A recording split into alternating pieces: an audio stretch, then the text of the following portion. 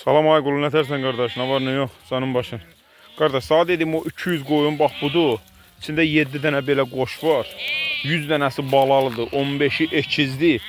Yəni bax balalar da belə şişəklərdir. 100 qoyun balalıdır, 15-i ekizdir. Qoyundakı bax belə. Yəni qoyunda bax 7 dənədir, içində belə erkəyi var, tohumluq.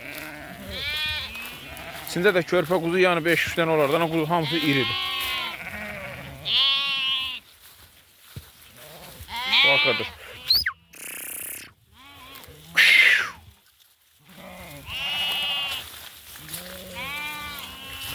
O yerde kalan 100 qoyunun kardeş, harasa 70 dənəsi ya da bax belə birinci qarına şişəkdir.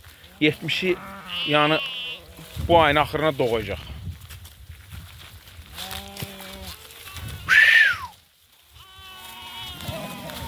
Bax bunlar hamısı yetişdi.